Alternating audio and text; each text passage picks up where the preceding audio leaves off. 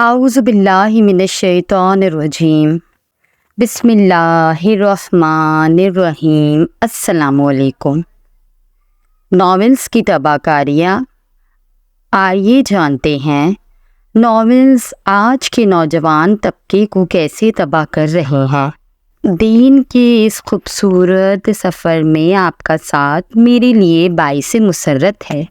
ایک وقت تھا جب ہر انسان کی رسائی ناولز تک نہیں ہوتی تھی اور بچوں کے ہاتھوں میں کوئی ناول ہونا یہ ایک ناممکن بات تھی، لیکن آج کے ٹیکنالوجی کے دور میں کسی بھی چیز سے لا علم ہونا یہ بھی ایک ناممکن بات ہے۔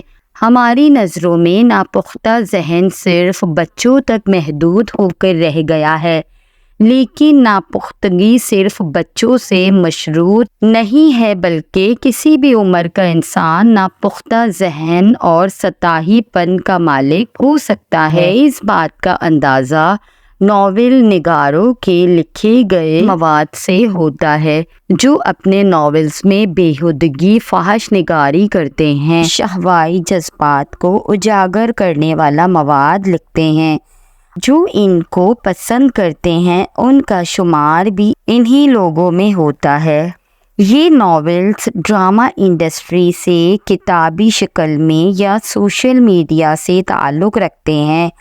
یہ کسی زہر سے کم نہیں ہے، زہر سے تو انسان مرتا ہے، لیکن ایسے ناولز جو گناہ کی طرف مائل کرتے ہیں، انسان کی حیا، ضمیر، روح، ذہن اور دل کو مارتے ہیں، ایسے ہی کچھ ناولز مجھے بھی ملے، لیکن ان کو پڑھنا میرے لیے ناممکن ثابت ہوا۔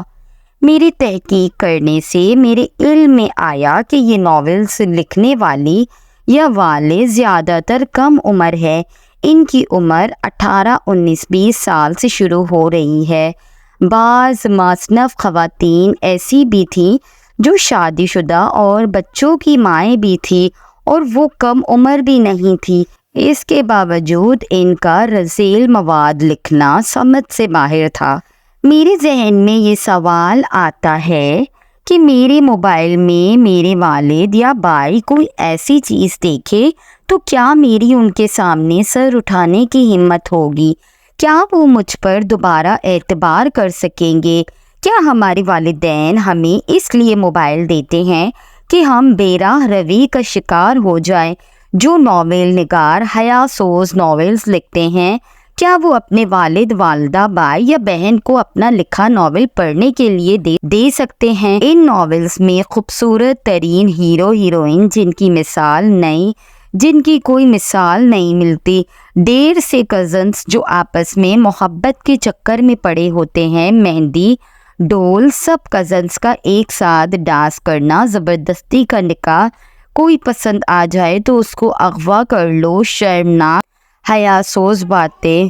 ہمارے معاشرے کی طرف سے کچھ چینل ایسے موجود ہیں جو بے حیائی کو کھول کھول کر لفظوں میں بیان کرتے ہیں اور جن کو پڑھنے سے ہماری نوجوان بہن یا بھائی پر شہوائی حالت سرشار ہو جاتی ہے۔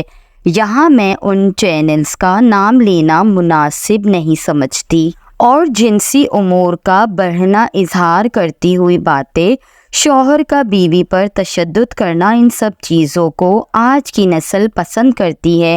ان ناولز کو پڑھ کر ہمارے نوجوان لڑکے اور لڑکیوں نے ایک عجیب سا ہمسفر کا خاکہ تیار کیا ہے۔ انہی ناولز کی طرح کے ہمسفر چاہیے۔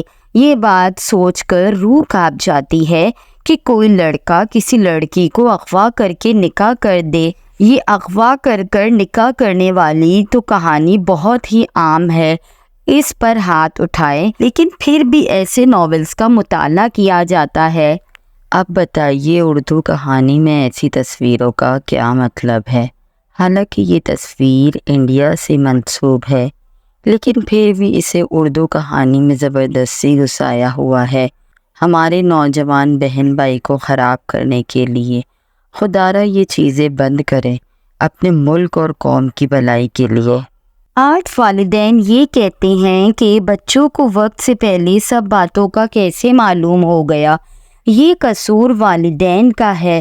5-6 ماہ کے بچے کے ہاتھ میں موبائل پکڑا دیا جاتا ہے اسے چپ کروانے کے لیے، اور وہ موبائل پھر بچے کی ہی ملکیت بن جاتا ہے، اور پھر 6 یا 7 سال کی عمر میں بچہ مکمل طور پر موبائل آپریٹ کرنا جان لیتا ہے، اور یہ کہہ کر اپنی جان چھڑا لی جاتی ہے کہ بچے سے موبائل لیا جائے گا تو وہ دوبارہ روئے گا۔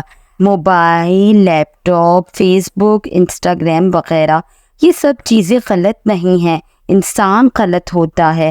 اگر انسان چاہے تو اس کا استعمال اچھے طریقے سے بھی کر سکتا ہے۔ انسان غلط ہوتا ہے جو ان چیزوں کا غلط استعمال کرتا ہے۔ آپ سے گزارش ہے کہ اپنے بچوں کو موبائل اس وقت تک مت دیں جب تک وہ صحیح اور غلط کی پہچان نہ کر لیں۔ بچوں کے موبائل پر نظر رکھیں، بلکہ اب تو ایسے لنکس اور موبائل سیٹنگز آ گئی ہیں جس سے جو بھی سرچ کیا جائے یا آپ کے بچے جو بھی چیز دیکھیں یا پڑھیں گے وہ چیز آپ کے پاس آ جائے گی، بلکہ گوگل باقاعدہ آپ سے اجازت لے گا کہ اس سائٹ کو سرچ کیا گیا ہے، کیا اس کو کھولنے کی اجازت ہے؟ والدین جتنی فکر دنیاوی تعلیم کی کرتے ہیں اس سے زیادہ فکر آپ کو قرآن کی تعلیم کی کرنی چاہیے۔ اپنے بچوں کو شروع سے ہی ان کی عمر کے لحاظ سے تھوڑی تھوڑی کر کے قرآن کی تعلیم دینی شروع کر دینی چاہیے۔ اس کے لیے سب سے پہلے والدین کا خود قرآن کو سمجھنا ضروری ہے۔ شاید 100 میں سے کوئی ایک گھر ایسا ہوگا جہاں بچے کو 7 سال کی عمر میں نماز کے لیے جگایا جاتا ہے، حالانکہ ایک بچے یا بچی پر ہر حال میں 7 سال کی عمر سے نماز فرض ہو جاتی ہے۔ آپ فرما دیجئے کہ البتہ میرے رب نے صرف حرام کیا ہے ان تمام فحش باتوں کو جو اعلانیہ ہیں اور جو پوشیدہ ہیں۔ بے حیائی کی باتوں کو پھیلانا اور انسان کو زنا کی طرف مائل کرنے والی باتیں کرنا اور حرکتیں کرنا، ہیجان انگیز ناولز اور افسانوں کا شمار بھی انہی میں سے ہوتا ہے۔ ہمارے پیارے نبی صلی اللہ علیہ وآلہ وسلم نے فرمایا، حیا بھی ایمان کا ایک حصہ ہے، تو خدا را اپنے بچوں کی ایمان کی حفاظت کیجیے۔ ہمارا مقصد اس پیج کے ذریعے آپ سب تک دین کی اور اسلام کی باتیں پہنچانا ہے، جس میں ہم اپنی طاقت کے مطابق کوشش کر رہے ہیں، اور ہمیں اس کار خیر میں آپ سب کے ساتھ کی ضرورت ہے۔ ہمارے چینل پر آپ کو کوئی بھی بات، پوسٹ یا پھر اسٹوری فضول اور بیکار نہیں ملے گی، ہمیشہ آپ کچھ بہترین سیکھ کر جائیں گے۔